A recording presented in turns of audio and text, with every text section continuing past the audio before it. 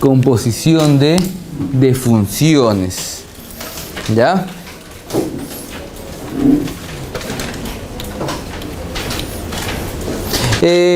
No, la clase pasada justamente trabajamos en álgebra de funciones. Suma, resta, multiplicación y división, ¿no? Ahora viene esta situación. Primero, chicos, una pequeña reflexión, ¿ah? Miren este contexto. Me dicen, un estudio ambiental de cierta comunidad señala que el nivel medio diario de monóxido de carbono en el aire será C de P igual justamente a la raíz cuadrada de 0.5 por P al cuadrado más 17 partes por millón. Cuando la población es de P miles. Se estima ahora que dentro de T años la población de la comunidad será de P de T igual a 3.1 más 0.1 T cuadrado miles. La pregunta es, calcule e interprete justamente la función C o P de T. ¿Ya? ¿Qué quiere decir, chicos, justamente C o P? Quiere decir C compuesta con P, evaluada en T. Y mira, aquí tenemos dos funciones. Tenemos una función C de P, que representa el monóxido de carbono que va a haber en el aire, pero que tiene al P, es decir, a la población, como una variable independiente. El nivel del monóxido de carbono va a depender de la población.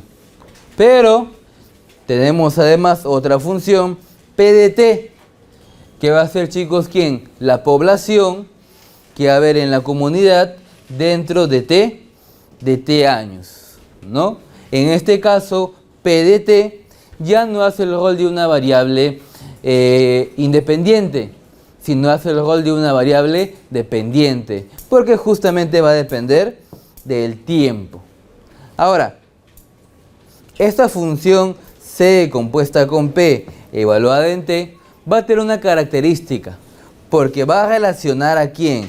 Va a relacionar el monóxido de carbono ¿con quién? Con el tiempo.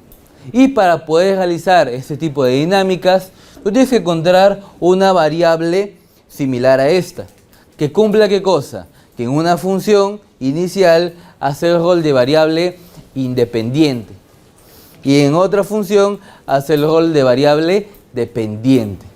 Si no encuentras una función que cumple esa situación y quieres relacionarlo, tienes que utilizar justamente la función compuesta, composición de funciones, que es lo que vamos a ver el día de hoy.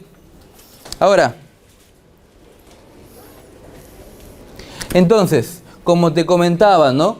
¿Qué nos va a interesar, no? Conocer la composición de funciones, cómo nos va a ayudar. Calcular lo que hemos visto anteriormente, dominio y rango.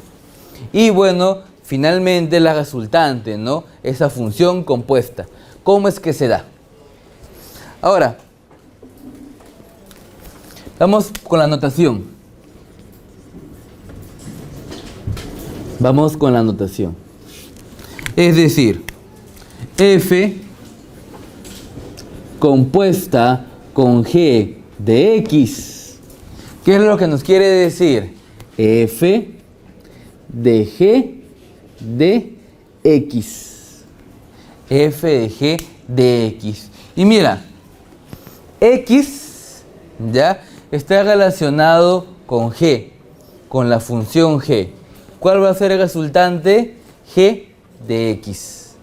G de X yo lo voy a relacionar con la función F, de tal manera que esto va a ser igual a Y. Quiere decir que Y va a ser igual a ¿quién? A F de G de X. Y esto justamente, ¿quién va a ser? Va a ser la función composición. F compuesta con G de X. Ahí está.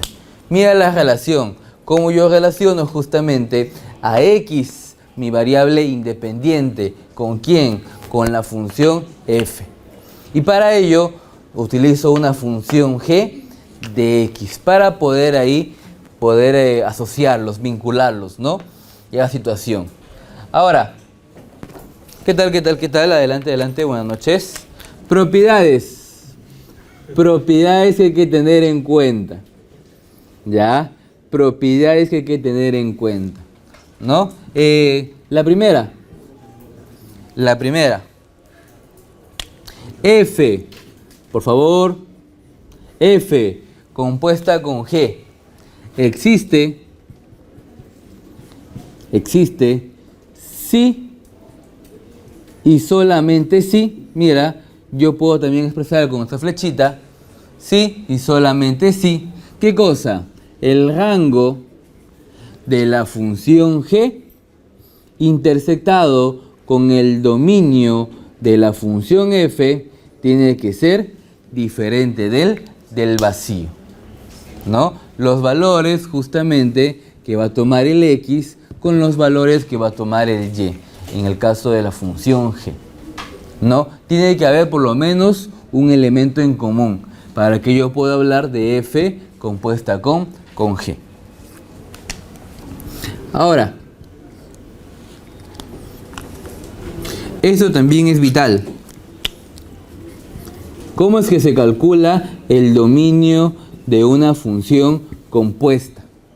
Digamos que no es tan inmediato, tienes que ver una secuencia. ¿Cuál es la secuencia? Va a ser aquellos X tal que X pertenece al dominio de G. Y además,